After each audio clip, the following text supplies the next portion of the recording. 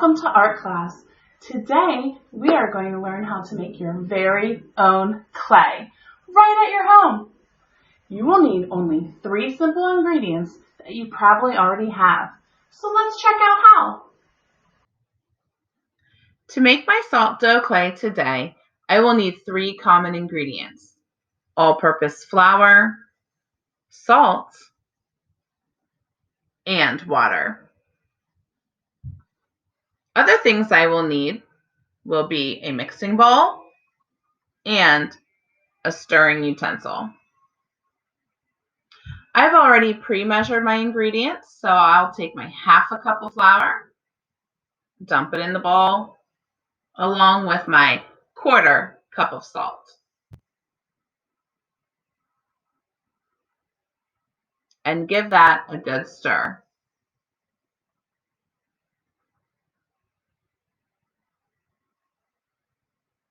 Next, I will add my water. I will add my water gradually, not all at once.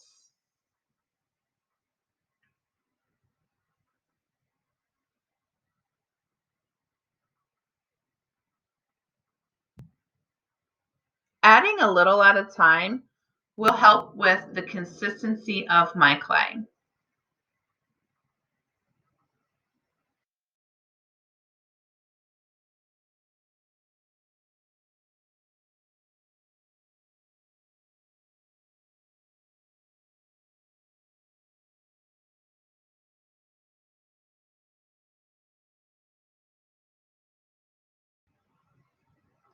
If your clay feels sticky to the touch, you will need to sprinkle a little more flour on top and rub some in your hands.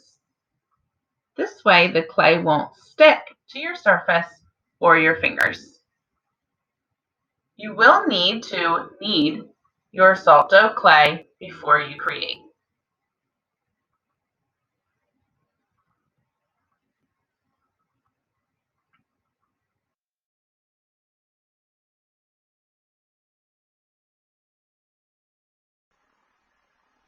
Now it's time to create.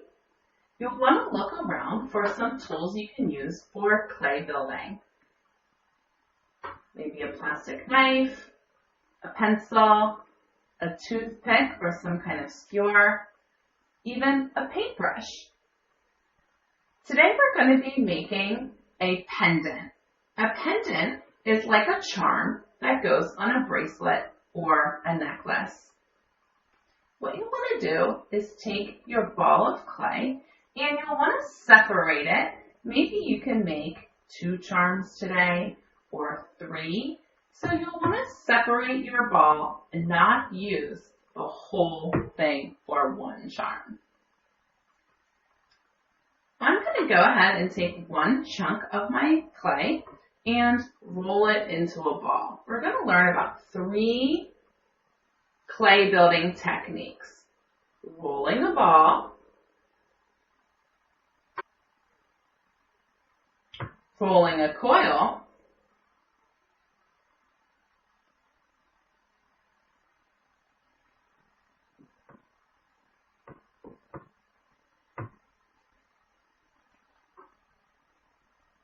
and building a slab. A slab is a flat piece of clay. You will notice that you'll have your handprint on the back. So what we want to do is pick it up and turn it over where it will be the flat side.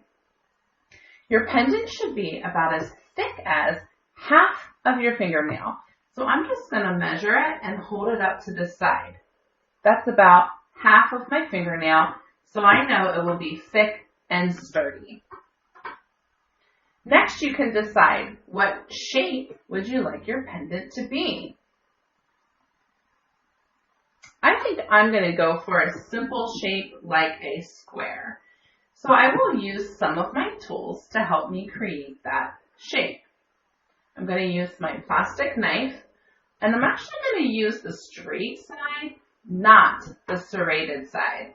The serrated side will pull and tug at my clay and will not look very nice in the end. I'm going to use the flat side to just push down and cut off the top of my clay like this. Again, I'm going to make a square, so I'm going to go ahead and cut off all 4 sides.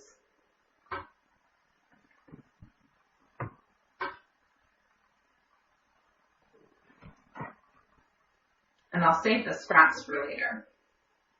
You can see that the sides didn't cut very clean, so I want to clean those up. What I can do with my knife, my plastic knife, is I can push the sides in, the extra clay into the side. I can pick it up very gently, and I can use my finger to tap the side. This will flatten the side and also will make sure that we don't have any sharp edges. So we'll just curve that with my finger too. I'm just tapping to curve the sharp corner out.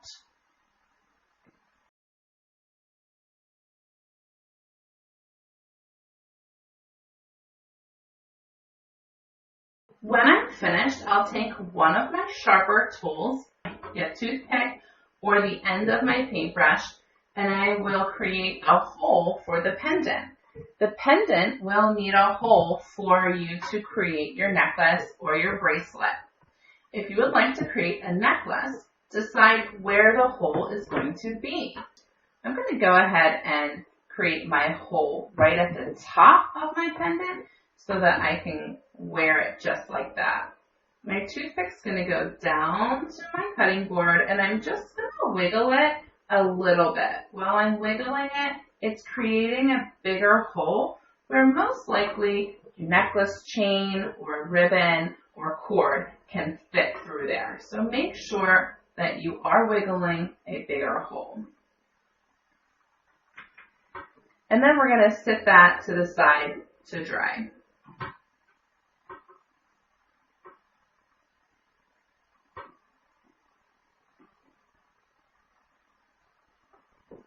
I'd like to show you another shape. If you are ready for a challenge and would like to do something like a heart shape, you can go ahead and start again, rolling your ball and creating your slab, which again is a flat piece of clay. You can see my finger or my handprint in there, so you'll just want to use the opposite side where it's more of a flat surface. Again, measure the thickness by using your fingernail. Is it half of my fingernail? Mine's a little bit too thick, so I'm going to go ahead and flatten it more.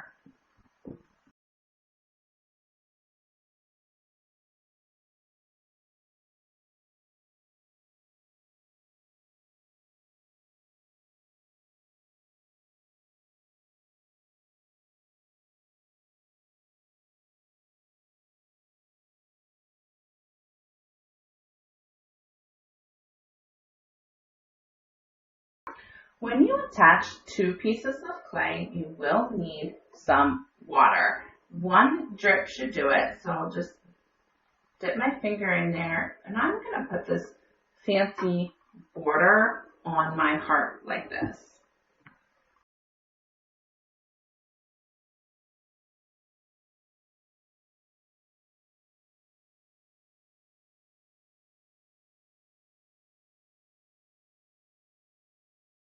After you've made a few pendants and you have extra clay, you can use it to make something fun using those 3 techniques that I showed you: slab, coil, and ball.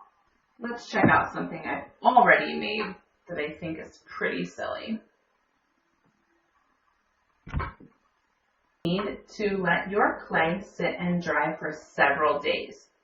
I suggest putting it on a plate, sitting it out in the sunshine, and waiting. Once it's dry, we will come back together and learn how to add color.